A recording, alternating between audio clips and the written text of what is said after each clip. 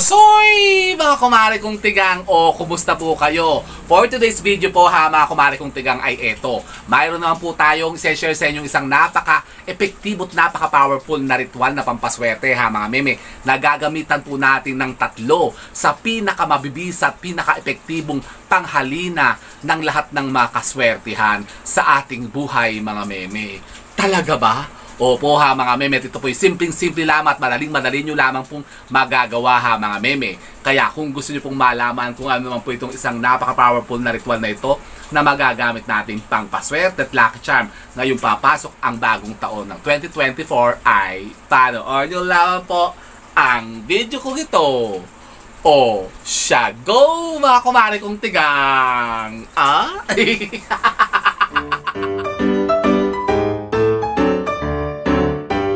So yun na nga po ha mga kumare kong tigang, ngayong araw pong ito isa naman pong napaka-powerful na pampaswerte ang ating ibibida at i-share sa inyo. At tayo po ha mga meme gagamit po ng tatlo sa pinakamainam at napaka-powerful naman po talagang makahikayat ng lahat ng mga sinasabing mga positibong enerhiya na magbibigay sa atin ng walang humpay na naman nakaswertihan.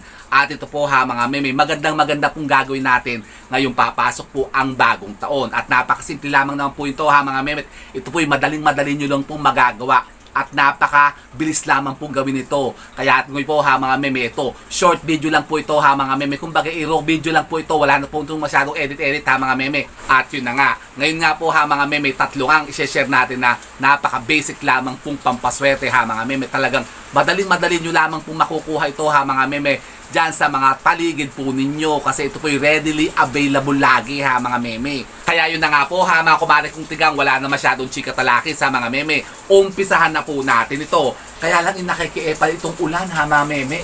Narinig nyo ba? Ang lakas ng ulan ha mga meme. Ang lalaki ng patak. Pero ignore na lang po natin siya ha mga meme. Kasi ganyan talaga kapag tayo po kasi ay live na nagbablog ha mga meme. Live ba to? Hindi po, recorded po ito. Pero naulan po ngayon. So yun na nga po ha mga meme. Yun na nga, tayo po gagamit ngayon ng tatlo ha mga meme na napakainam na sangkap na napakainam naman po talagang makapagpagaan po ha mga meme ng pagdaloy ng mga kaswertihan sa buhay. Opo ha mga meme. Kung halimbawa kayo po ha mga meme, napakarami yung pinoproblema. Lalong-lalo na po ha mga meme sa usapin ng kaperahan. Eto na ha mga meme. Gawin nyo po ang napakasimpleng mga ritual na ito na talaga naman pong napaka-powerful po talaga ha mga meme na makapagbigay ng mga sinasabing mga biyaya ng buhay na yan. So ano ba ito? Eto po. Ngayon po kasi ha mga meme gagamit lamang po tayo nito. Isa po dito ha mga meme ay ang ating mga napaka-powerful na cinnamon. Cinnamon, opo. Ito po ha mga meme tinatawag na cinnamon bark. Tingnan nyo yan ha mga meme, kalalaki ha mga meme. Kasi ito po yung tinatawag na balat po ha mga meme ng puno ng cinnamon. Alam nyo po ba ha mga meme, ang cinnamon po ay isang klase po yan ng puno. Baka hindi nyo pa alam ha mga meme, puno yan pong cinnamon, halaman po yan ha mga meme.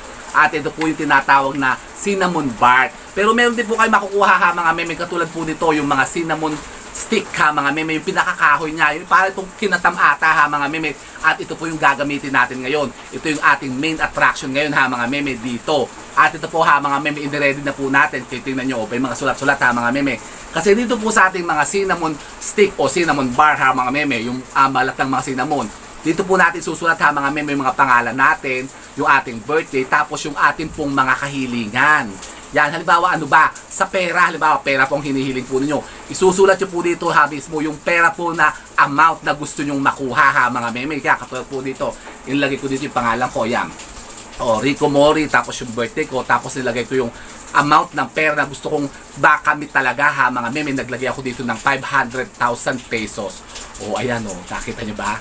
So, ganun po ha mga meme ang gagawin po ninyo. Kukuha lang po kayo ng isang pirasong cinnamon stick ha mga meme katulad po nito. Tapos doon nyo po isusulat ha mga meme ang pangalan po ninyo. Birthday, tapos yung mga wishes po ninyo. Halimbawa kahit hindi po pera ha mga meme. Halimbawa gusto nyo ng bagong kotse o bagong bahay at lupa. Yan, ganyan ha mga meme. O bagong gadget, bagong cellphone, bagong iPhone. O halimbawa gusto nyo ng travel abroad. Yan, isulat nyo po dito yan ha mga meme. Yung mga kahilingan po ninyo. Tapos, anong gagawin natin dito? Kayo po ha mga meme ito. Ito po yung klase ng isang ng ating cinnamon ha mga meme. Yung mga balat talaga nung cinnamon. Ito nyo, ang lalaki katataba niyan ha mga meme. Pagkababango ha mga meme. Kasi alam niyo po ba ha mga meme na ang aroma po ng cinnamon ay napaka-powerful po niyan ha mga meme na makainganyo ng lahat ng mga kaswertehan kapag ito ha mga meme inilagay niyo sa mga tahanan po ninyo. Kaya tayo po ha mga meme maglalagay po nito sa ating mga main door. Paano? Ganito po ha mga meme. Kung kukuha lamang po ng isang pirasong cinnamon stick o cinnamon bark ha mga meme. Ito nga po yung ginawa natin. Ito yung sinulatan na natin ha mga meme. Cinnamon stick po ito. Susulat nyo po dito ha mga meme. Pangalan nyo, birthday nyo, tapos yung kahilingan po ninyo. Pagkatapos po ha mga meme, kukuha lamang po kayo ng kapirasong ribbon na pula. So ganito po yun ha mga meme. Ito po italarian po natin ha mga meme ng ribbon na pula. Yan. So ganito ha. Itatali lang po natin siya ng ribbon na pula para ma-activate palalo po ang power niya. Kasi yun na nga, di ba sabi ko nga lagi sa inyo, ang mga ginagamit natin na mapampaswerte na katulad po nito, kapag ginagamitan po natin ng mga ribbon na pula, mga pouch na pula, mga telang pula ha, mga meme, mas na-activate po ang power nila. Mas nagiging epektibo po sila ha, mga meme, at nagmamanifest talaga sila. Opo ha mga meme. So eto na, ganun lang po ha mga meme. At pagkatapos, anong gagawin natin dito? Ito po ha mga meme, isasabit lamang po natin sa ating mga main door, sa pintuan po natin ha mga meme. At makikita nyo, ito po ha mga meme, ang tatawag at manghahalina ng mga sinasabing mga positibong enerhiya na yan na magpapadaloy nga sa atin ng lahat ng mga kaswertihan na hinihiling-hiling natin ha mga meme. So ito po ang ating cinnamon.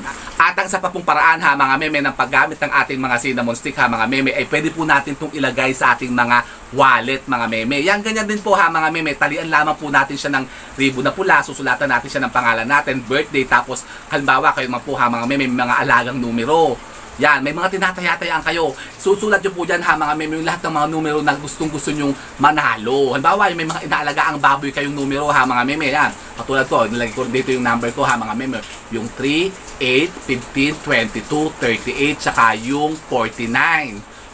Yun po ha mga meme. Ilagay nyo po yan sa cinnamon stick. Sulat po yan dyan ha mga meme. Pagkatapos, ito po ha mga meme ay ilagay nyo lamang, isiksik nyo lamang po ito ha mga meme sa mga wallet po ninyo. At makikita nyo, baka naman kayo po ha mga meme, maka-jackpot na ng panalo. Di ba ganda yun ha mga meme? Gusto nyo yan? Aba, gusto ko yun mga meme. So ito po ha mga meme, ang bertud ng ating mga cinnamon. Gamitin nyo po ito ha mga meme. At ang ating pong pangalawang sangkap ha mga meme na talaga naman pong napakainam din pong magpaswerte, ito ang ating pong mga tanglad. Yan, kayo po ha mga meme, kumuha lamang po ng isang puno ng tanglad. Tapos yan po ha mga meme, tatalian nyo rin po ng ribbon na pula ha mga meme. Ito po yung sasabit nyo rin po sa mga pintuan po ninyo. Kung halimbawa kayo po ha mga meme, yung mga lagi na lamang na-stress, yung napakarami yung pinoproblema ha mga meme sa mga tahanan po ninyo, ito po ha mga meme ang kokontra dyan. Kayo po ha mga meme, magsabit lamang po ng mga puno ng tanglad. Yan, kasama po yung pinakaugat ha mga meme. Tapos talian nyo lang po yung nakapirasong ribbon na pula. Tapos ito po yung sasabit nyo lamang po ha mga meme sa mga main door po ninyo. Ganun lang po ha mga meme, napakasimple. Kaya nyo gawin yan ha mga meme. Lagi naman pong readily available po ang mga tanglad sa palengke. Pwede po kayo bumili dyan ha mga meme, kahit isang tangkay lang po ng mga lemongrass o ng tanglad ha mga meme. Tapos gawin nyo po ito. At ang isa pa po ha mga meme ay ito, ang bertud po ng isang sangkap na ito ha mga meme, na talaga naman pong napakainam po talagang makahikayat ng lahat ng mga sinasabing kaswertihan. At napaka-powerful din naman po, napakainam na makakontra sa lahat ng mga kamalasan sa buhay. Ano yan? Ito po ha mga meme, ang ating pong lemon. Lemon, opo ha mga meme. At ganun din po, kayo po ha mga meme, kukuha lamang po ng isang pirasong lemon. Tapos kayo po kukuha lamang po ng kapirasong ribbon na pula din po. Tapos ito po tatalian nyo lang din po ha mga meme. At saan naman po natin ito ilalagay? Ito po ha mga meme, mainam naman po ilagay po natin sa ating mga kwarto o sa ating mga silid tulugan. Kung halimbawa kayo po ha mga meme, lagi na lang kung anong mga nararamdaman po ninyo sa katawan po ninyo. Ang dami nyo mga pinoproblema, kayo lagi na lamang na-stress, nadidepress kayo ha mga meme. Nako, ito po ha mga meme, ang napakainam na solusyon dyan. Kung kayo po ha mga meme, palagi na lamang kung anong iniisip nyo sa buhay po ninyo, talagang kayo po parang hindi na mapagkatulog at kayo na lang lagi na lamang parang nadidepress sa buhay po ninyo. Kayo po ha mga meme, maglagay po nito kasi ito po ha mga meme, napakainam po makapagparelax ha mga meme ng isip natin. Para tayo po ha mga meme, hindi kumbaga yun na nga, magka-stress, ma-depress ha mga meme. At ito po napakainam din po ha mga meme na makapaghikayat ng mga positibong enerhiya kapag ka ito po ha mga meme, inilagay nyo po dyan sa mga tahanan po ninyo. Pwede kayo maglagay nito ha mga meme sa mga side table po ninyo, sa tabi po ng higaan po ninyo ha mga meme. Kasi ito po ha mga meme, ang absorb ng sinasabi mga ill negative energies na pwedeng pumasok at maglingering dyan sa mga kwarto po ninyo. Maging, yun na nga, magdulot sa inyo ng mga kamalasan. Ah, talaga ba? Opo ha mga meme, nakikita nyo po yan ha mga meme, mapapansin nyo po ang ating mga lemon kapag ka nagmamanifest po yan. Yan po ha mga meme, habang tumatagal ay tumitigas siya. Mas nagiging firm siya ha mga meme, hindi siya madaling mabubulok. Pero kapag ka ito po ha mga meme, abatan nyo. Kapag ka nakita nyo naman po ang ating mga lemon ay bigla na lamang parang nabulok o yung parang nagkaabag-amag, yung nagka-molds ha mga meme, molds. Yun nga, parang nabulok po ha mga meme at nagkaamag-amag. Ibig sabihin po, na-absorb po niya ha mga meme lahat ng mga negativities na nandiyan sa kwarto po ninyo at yung mga nasa katawan po ninyo ha mga meme. That's the time po ha mga meme na yan po'y tanggalin nyo na at itapon nyo na ha mga meme. Kasi ibig sabihin po, nasipsip na niyang lahat ha mga meme ang negativities chance sa paligid po ninyo. O pagkatapos, kumuha na ulit kayo ng bago ha mga meme. At yun na nga, mas mainam po itong tatlong to ha mga meme, ang ating lemon, ang ating pong tanglad at ang ating mga cinnamon ha mga meme, pagsamasamahin po natin. Ilagay po natin to ha mga meme sa isang plato. Yan, sa isang plato po ha mga meme o isang bowl. Pagkatapos po ha mga meme, ito po ilagay lamang po natin sa ating mga center table ha mga meme. At mainam na mainam din po natin itong gagawin ngayong bagong taon. Parang po tayo po ha mga meme makahalina ng mga sinasabing mga powerful na mga enerhiyang yan na magbibigay sa atin ng lahat ng kaswertihan. Talaga ba? Opo ha mga meme. Kaya subukan nyo po ito. Ang tatlong mga napaka-powerful na sangkap na ito ha mga meme na maaaring makapagbigay sa atin ng lahat ng mga biyaya ng buhay. O di ba ga? O, so yun po ha mga meme, at kung kayo po yung mga katanungan pa higil po dito sa ating pinicture ng mga pampaswerting ito, pwede po kayo magtanong dyan. Mag-iwan lamang po kayo ng mga question nyo dyan sa ating comment box at kapag kayo po yung nabasa natin, syempre, sasagutin ko po yan dito. Opo ha mga meme, sure na sure yan. Ah? So yun po ha mga meme, sana po yung may napulot na mga bagong idea at kaalaman sa pag-attract na naman ng mga bagong kaswertihan. And so with that mga meme, keep safe and God bless. Thank you for watching. And don't forget to subscribe my channel. I know you like it. And don't forget to brush your teeth. Bye mga meme. Fresh ba ako? Kayo? Fresh pa ba kayo? Ewan ko sa inyo.